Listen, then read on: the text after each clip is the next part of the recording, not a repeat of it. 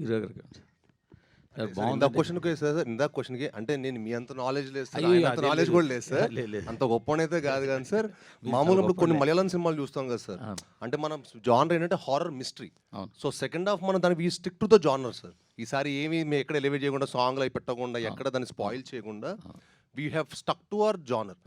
So మీరు mystery చాలా unfold అవుతూ ఉంటుంది సార్. మన example Malayalam cinema officer on duty చూసారా సార్? చూసారా సార్ మీరు? ఆఫీసర్ ఆన్ డ్యూటీ చిన్న గోల్ చైన్ దగ్గర స్టార్ట్ అవుతుంది. చిన్న గోల్ చైన్ దగ్గర స్టార్ట్ అయ్యి by the way it unfold చూసారా కథ, చాలా ఎక్స్ట్రాడనరీ అనిపిస్తుంది. సో సమ్వేర్ మాకు మీరు ఇప్పుడు చెప్పిన అర్థం చిన్న అక్కడి నుంచి స్టార్ట్ అయ్యి కథ ఎలా అన్ఫోల్డ్ అవుతుంది అనేది మేము కొంచెం ఫ్రెష్గా ఫీల్ అయ్యాం. బట్ మీది ఏదైతే క్లైమాక్స్ పార్ట్లో మీ గెటప్లోనే విలన్ కూడా రావడం ఆ పార్ట్ చాలా బాగుంది. అక్కడ మీరు చేయడం కూడా బాగా చేశారు. సార్ కంగ్రాట్స్ అండి. డైలాగ్స్ అవి కూడా అవి మీకైతే బాగా తెలుస్తుంది కదా సార్, తెలుగు డిక్షన్ అదంతా. అదేం లేదు సార్, అందరికీ తెలుస్తుంది. బాగుంది సార్, బాగా చేశారు. Thank you. మీకు ఇంకా కొంచెం బాగా నాలెడ్జ్ ఉంటుంది. లేదు, congrats sir. Thank you, congrats.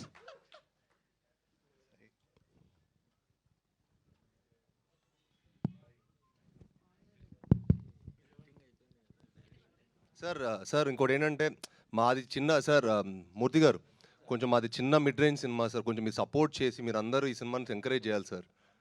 అదే సార్, మీరు కూడా అందరూ చేస్తే బాగుంటుంది సార్. డెఫినెట్గా మా చిన్న సినిమా, ఎందుకంటే మేము 20 కోట్లు తీసాం, 100 కోట్లు పెట్టలేదు సార్ సినిమాకి, 20 కోట్లు తీసాం. అవును ఉన్నారు సార్, తప్పుడు రెమ్యునరేషన్స్ కాకుండా సిఓపి చెప్పాము సార్ మేము. అదే సార్, మీరు రెమ్యునరేషన్స్ కాదు కదా సార్, సినిమా కూడా చూడండి సార్. సినిమా స్క్రీన్ మీద ఏం కనిపిస్తుంది అది ఖర్చు సార్. మీకు ఖర్చు అవుతుంది ఇక్కడ, ఖర్చు ఏంటంటే సినిమా మీద కనిపిస్తుంది సార్, స్క్రీన్ మీద అది ఖర్చు.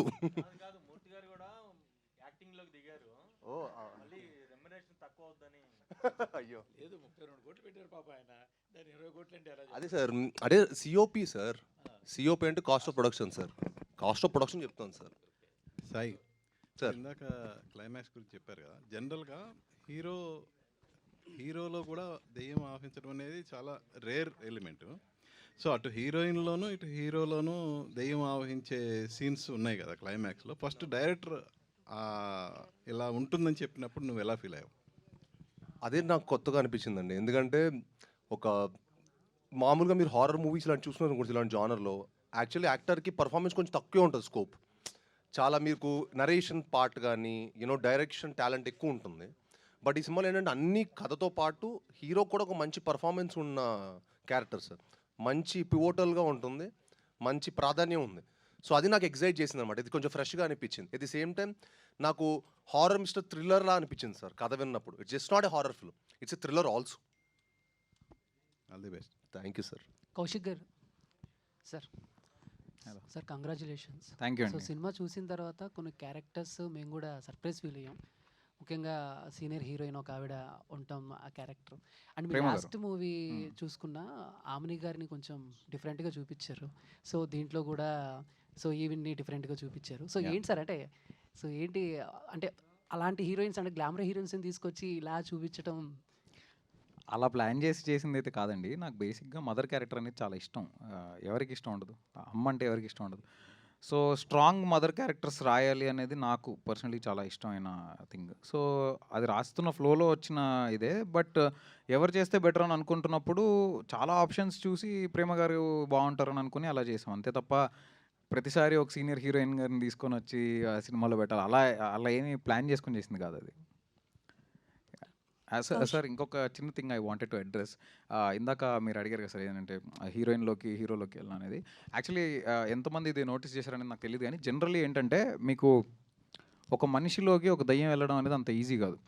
అంటే ర్యాండమ్గా ప్రతి ఒక్కళ్ళు వాళ్ళకి వెళ్ళిపోయింది, వీళ్ళకి వెళ్ళిపోయింది, వీళ్ళకి వెళ్ళిపోయింది, అలా అలా ఒక దయ్యం ఒక మనిషిలోకి వెళ్ళడం అనేది అంత ఈజీ కాదు.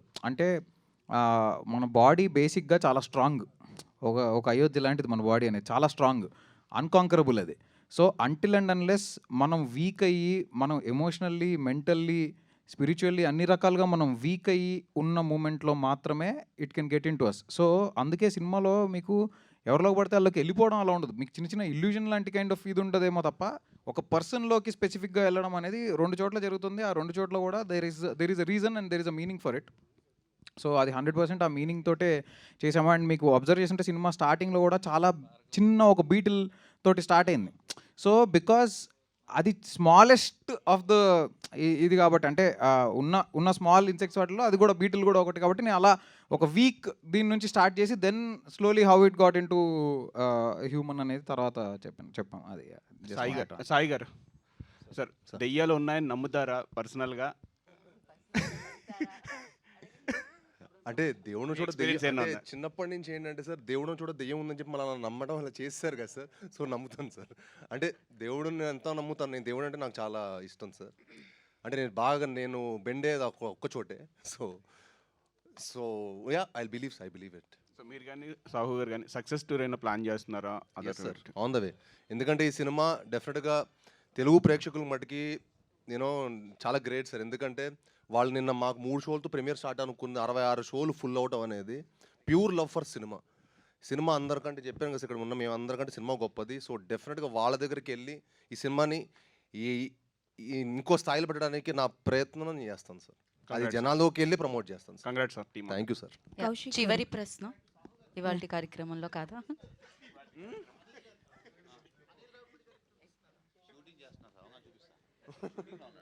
రేపు షూటింగ్కి వెళ్ళిపోతాం ల్యాప్టాప్లో సినిమా పెట్టుకొని. ఓ సారీ, మాది సినిమా థియేటర్లో చూడాలి సార్. థియేటర్లో చూసే సినిమానే మాది. కౌశిక్ గారు స్ట్రైట్ ఇక్కడ. హలో అండి. హాయ్ అండి. First of all congratulations Thank team you so మొత్తానికి కూడా చాలా బాగుంది. Thank you. కాకపోతే స్టోరీ రివీల్ చేస్తున్నప్పుడు మేము ప్రిడిక్ట్ చేస్తున్న ప్రతిసారి అది రాంగ్ అని చెప్పి ప్రూవ్ చేస్తున్నారు. సో లాస్ట్కి ఒక 3 క్వశ్చన్స్తో వదిలేశారు మమ్మల్ని. సో ఎప్పుడు సీక్వెల్ తీయబోతున్నారు ఏంటి, అండ్ ఆ స్క్రీన్ ప్లే రాసేటప్పుడు ఎలాంటి జాగ్రత్తలు తీసుకున్నారు? బికాజ్ మేము ప్రిడిక్ట్ చేస్తున్న ప్రతిసారి రాంగ్ అని ప్రూవ్ చేశారు కాబట్టి. సో అలా నెక్స్ట్ ఫస్ట్ జాగ్రత్త అదే అండి తీసుకున్నది. ఏంటంటే ప్రెడిక్టబుల్గా ఉండకూడదు. మ్యాక్సిమం ఒక సీక్వెన్స్ అవుతుంది, ఒక 10 మినిట్స్ అవుతుంది అన్నప్పుడు మనం నెక్స్ట్ ఇది జరుగుతుందని ఎక్స్పెక్ట్ చేస్తాం. అది జరగకూడదు ఖచ్చితంగా. అది తప్ప ఇంకేదో జరగాలి అనేదే డెఫినెట్లీ అనుకుని, అండ్ అది ఆర్గానిక్గా జరగాలి. ఏదో మనం కావాలని ఇరికిచ్చినట్టుగా కాకుండా. ఈరోజు నేను మార్నింగ్ రివ్యూస్ చూస్తుంటే కూడా చాలా వాటిల్లో అంటే చాలా సినిమాలకి చాలా బ్యాడ్ రేటింగ్స్ ఇచ్చే కొంతమంది వాళ్ళు కూడా యూట్యూబ్ ఛానల్స్ వాళ్ళలో వాళ్ళు ట్విస్ట్ ఆర్గానిక్గా ఉన్నాయి, అవి పర్ఫెక్ట్ ప్లేస్లలో పడ్డాయని చెప్తుంటే నాకు చాలా హ్యాపీగా అనిపిస్తుంది. బికాజ్ రాస్తున్నప్పుడు ఫస్ట్ అనుకునేది అది ట్విస్ట్ కోసం పెట్టాలి కాబట్టి పెట్టినట్టు ఉండకూడదు, అవి ఆర్గానిక్గా it should fall in place అని.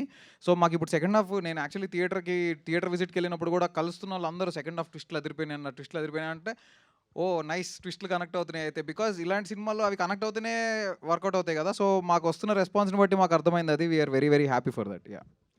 అండ్ ఆ కిడ్ని తీసుకొచ్చారు కదా, చైల్డ్ క్యారెక్టర్ చేశారు. అబ్బాయి రియలేనా లేకపోతే ఆ అబ్బాయికి కూడా ఏమైనా చెప్పడం జరిగింది? Because he nailed it. చాలా బాగా చేశాడు ఆ అబ్బాయి. శాండీ గారు బాగా చేశారు, బట్ ఆయన చిన్నప్పుడు క్యారెక్టర్ చేసిన అబ్బాయి అవును, గురించి చెప్పండి. అబ్బాయి రియలే, ఆ అబ్బాయికి పెట్టిన పళ్ళు రియల్ కాదు, అవి చేయించాం. But yeah, he is a fantastic actor. Harshit అని చాలా బాగా చేశాడు అతను. యా. హీరో గారు సార్, సినిమా మీ ఫాదర్ సురేష్ గారు చూడడం జరిగిందా? ఏంటి ఆయన రెస్పాన్స్ ఏంటి, ఎలా రియాక్ట్ అయ్యారు? అఫ్కోర్స్ సార్ చూశారు. ఆయన చాలా చాలా హ్యాపీ. అదే అన్నారు, కాంచన ఇవన్నీ చూసినప్పుడు నాకు ఎంత హ్యాపీనెస్ ఇచ్చిందో. అందులో కూడా తెలుగు ఉండే లారెన్స్ గారి క్యారెక్టర్ రాఘవ అనమాట. ఇందులో కూడా రాఘవ అని ఉంది. ఇది డెఫినెట్గా ఇప్పుడు అదే అంటున్నారు, నార్మల్గా ఇప్పుడు ఇంకా నీకు చాలా మంచి రేటింగ్స్ వచ్చాయి. కాంచన చాలా వేరే స్థాయిలో వెళ్ళింది. అప్పుడు ఈ సినిమా ఫస్ట్ షో నుంచి యూనో మంచి సింగిల్ స్క్రీన్స్లో కానీ అన్ని చోట్ల డెఫినెట్గా ఆడియన్స్ చాలా బాగా ఎంజాయ్ చేస్తారు.